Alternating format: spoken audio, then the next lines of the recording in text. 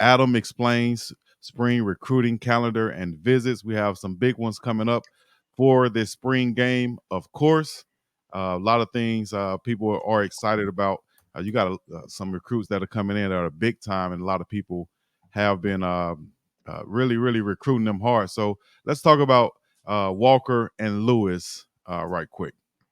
Yeah, so the recruiting calendar beginning last week, recruits were allowed to start taking unofficial visits out to colleges. Official visits will be allowed soon with those 2025 prospects. And this is kind of the next phase.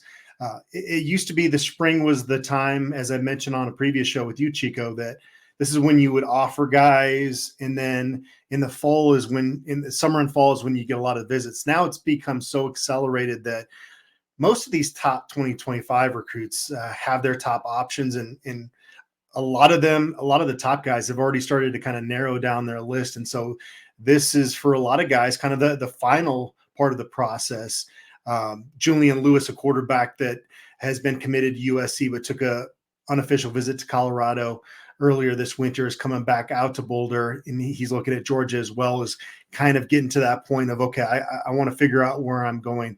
Mantrez Walker, a linebacker from Georgia that's been a top target for Colorado for a while now, is kind of narrowing things down. He named his top 5. He's going to go out to Ole Miss, and then he's going to be out in Boulder for the spring game, and it sounds like he's going to commit right after that visit. And so you're starting to see things come together for a lot of these recruits.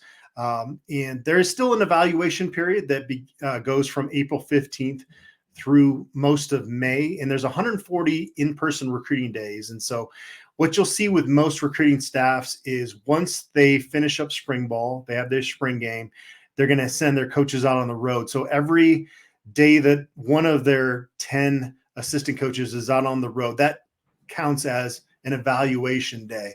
And so you might not even use all 140 of those, just kind of like official visits. The limit's at 56 typically. If you don't use that, you can bank 6 to the next year. It's kind of this fluid number.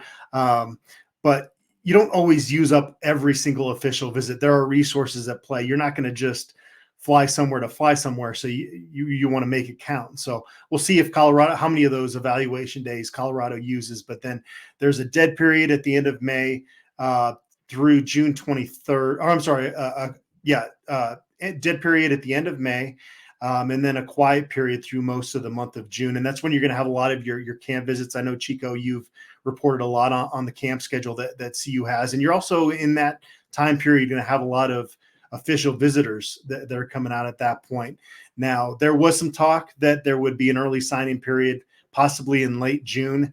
They kind of kicked the can down the road a little bit. They haven't.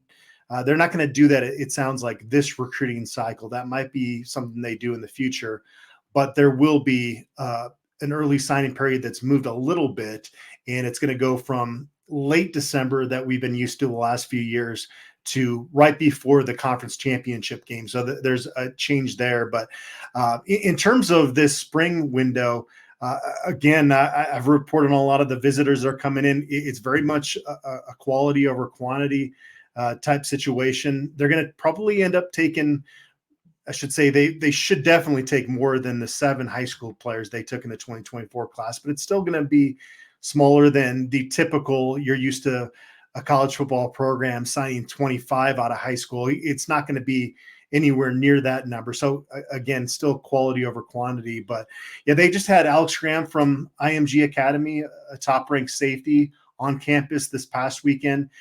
It looked like he was almost a lock for Michigan, but now Colorado's heavily in the mix there, and they're really high on his teammate. Some of his teammates there at IMG as well. Obviously, they got Jordan Seaton out of there last year, and they really like Major Preston. He's a versatile defensive back in that IMG secondary that played a big role as a junior. I mean, pretty much anybody that starts at IMG is going to go on to an FBS program, and he made a pretty big impact in their secondary as well. I know that's another guy from IMG that they're looking at. So definitely stay tuned to buffstampede.com as we continue to cover all things recruiting. But this is a big time for recruiting, especially as the weather starts to turn in Colorado. And that's been kind of part of the strategy. They had that elite underclassmen weekend in late January when Coach Prime took over his first time at the helm. And this year, they held off a little bit and said, let's bring these guys out in the spring. And the weather could still be a crapshoot in Boulder in March and April, but your chances of having, 60-degree day and really selling the recruits on how gorgeous Boulder is are a little bit higher as you get a little bit closer to summer.